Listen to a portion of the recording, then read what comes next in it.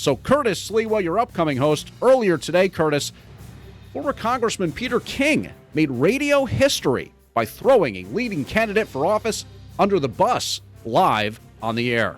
Finding out that he donated to Tish James, I don't see how NASA Republicans or others around the state can continue to support him. I think the right thing for him to do would be to withdraw from the race. That was exclusive with Sid Rosenberg and Friends in the Morning. Now, I got a few years on you, James Flippin. I've been listening to talk radio since I was 15 years old in Canarsie, when it wasn't popular to do because it was considered to be what your grandfather or grandmother would listen to. And I got hooked by listening to Bob Grant in the afternoons. And then I would listen to Allison Steele, the Nightbird, on WNEW at night, freeform FM music, so to get the balance, FM AM. In all the years that I've listened to talk radio, 35 years of me being in talk radio, I never heard anyone break news like that, which suggests to everyone how powerful WABC is. He didn't go to Newsday, which is the newspaper in his hometown, Peter King. He didn't go to the New York Post. He didn't go to Fox News Channel. He didn't go to any of the media outlet but WABC because he wanted the constituents to hear that. He was telling the guy that they wanted, Mike Sapraicone, get out of the race. And he used as his rationale not all the contributions he had made to Democrats like Cuomo and Suozzi, etc., but the $1,000 he gave to Tish James in light of her over-the-top prosecution of Donald Trump, and he started to sound like a Trumper again. Remember, Peter King had become a rhino. Originally, he was like number one Trumper out there. Remember, it was Peter King who brought Donald Trump and Jeff Sessions, the Attorney General, on Air Force One out to Central Islip in Brentwood at the height of the siege by MS-13. Pretty much what we're getting now from the Venezuelans. Remember MS-13 out there? And it was Peter King who urged the president and Jeff Sessions to make this a priority. And it was the president then, Trump, who said, and you're now working with ICE out here? Oh, yes, you will, or you will not get any federal funding. And then all of a sudden, everybody started working with ICE, Immigration and Naturalization Service. You couldn't separate Peter King from Donald Trump then. They must have had some kind of falling out.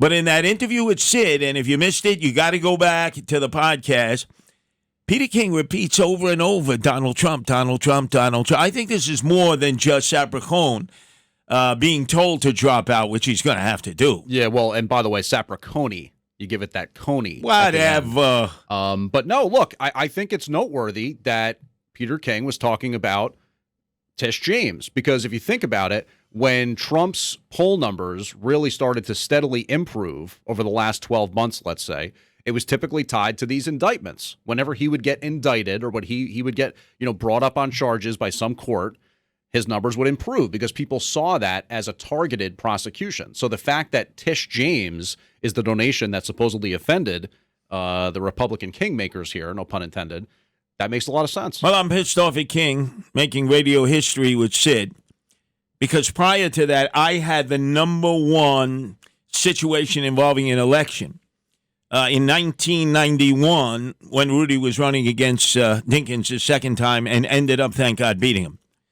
I had in studio in the morning, it was Angels in the Morning at that time, the contestants of the Lower East Side for the city council, always heavily liberal, progressive, socialist. The sitting councilwoman was Miriam Freelander, who had her combat boots on, but she would not show up for the debate. Antonio Pagan, the Republican, the Giuliani supporter, the gay Republican, going up against Hyman Dechter, the old Alta Caja. I mean, from the days of Meyer Lansky and the Lower East Side, and they're debating back and forth, and then Hyman Dechter turns to Antonio Pagan's boyfriend and starts making homophobic remarks on the air.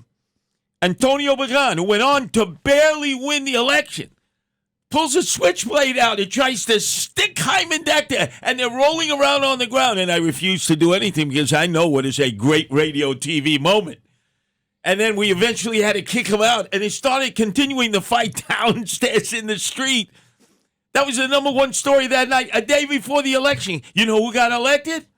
Antonio Pagan. Against all odds, a Rudy Giuliani gay Republican who won the city council seat, which has always gone to the most left-wing Democrat, socialist, progressive. And now, what did I do? I hit the table. You hit the table. You're getting a little excited. That's okay. Yeah, because now, all of a sudden, nobody's going to remember that. They're going to remember Peter King dropping the bomb on Sapraicone and telling him, you're out. You're out. So in other words, in some way, shape, and form, Donald Trump kind of won up to you once again. Yeah, not only Donald Trump trumped me, but Peter King trumped me. And no watch, Peter King's going to say, that's right, because I graduated Brooklyn Prep and Curtis Sliwa got kicked to the curb. Wait, I'm going deeper. I didn't just buy the fact that here Peter King is telling his candidate, you're out on Sid Show. You know me, I've peeled the layers. I've made the calls. I've worked the calls. This is like an artichoke, where you're trying to get to the center of the artichoke, the heart of the artichoke. You don't go anywhere because up next, I think I have determined why this all came about now.